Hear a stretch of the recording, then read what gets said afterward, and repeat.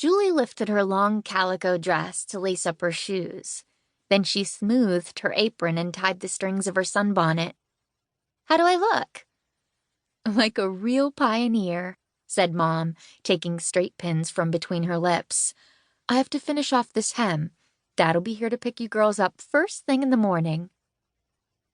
As Mom pinned up the hem of the pioneer dress, Julie hugged herself with excitement. Tomorrow, Dad was taking Tracy and her to the airport. They were flying east to Pittsburgh, where Julie and Tracy would join their Aunt Catherine, Uncle Buddy, and cousins Jimmy and April to celebrate the 4th of July.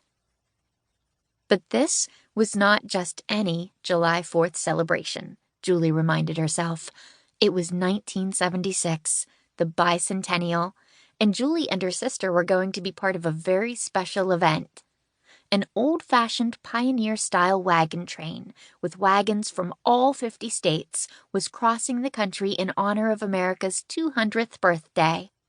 Except, unlike in the pioneer days, this wagon train was starting on the West Coast and heading east, all the way to Pennsylvania. "It's like history in reverse," Dad had put it. In Pittsburgh, Julie and Tracy would join their cousins on a horse-drawn wagon for the last 3 weeks of the journey. Julie shivered with anticipation. An airplane! And a covered wagon! She would be like Laura Ingalls Wilder, who had crossed the prairie with her family in the Little House books. Julie could hardly wait. Tracy stopped brushing her hair and held up the green and white cotton dress Mom had made for her. "Did pioneers really wear these long dresses and ugly aprons? I'll die of embarrassment if I have to wear this. I look like Raggedy Ann." "You can wear blue jeans on the wagon," said Mom. "But take the dress. You may want to wear it when you get to Valley Forge."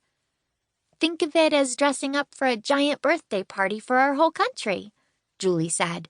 "Just think, 200 years ago was the original 4th of July, with the Declaration of Independence."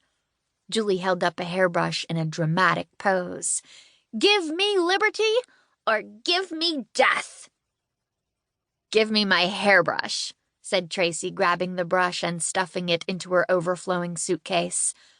"Okay, I'll take the dress, but I need a second suitcase.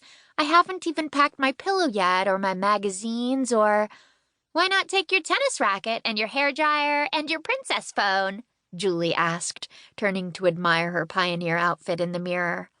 "Ha ha, Julie Ingalls Wilder," Tracy teased back. Mom smiled. "I sure am going to miss you girls," she said, handing each of them a gift. Julie unwrapped her present. Inside was a blank book covered in fabric with orange pop art daisies. "A journal!" She hugged the book to her. "Thanks, Mom. It's perfect." "A trip like this is a once-in-a-lifetime event," said Mom. "You'll want to remember everything that happens." It didn't take long for Julie to finish packing. From all the weekends she'd spent at Dad's house, she'd become an expert packer. She neatly tucked her pioneer dress on top of her jeans, her t-shirts, and her little house books. "Please tell me you're not taking all 9 of those books in your suitcase," said Tracy. "Why not? At least my stuff all fits in one suitcase." Julie glanced at Tracy's 2 bulging suitcases. "Looks like you're taking your whole closet and half the bathroom." Tracy shrugged. "So, this way I'll be prepared for anything."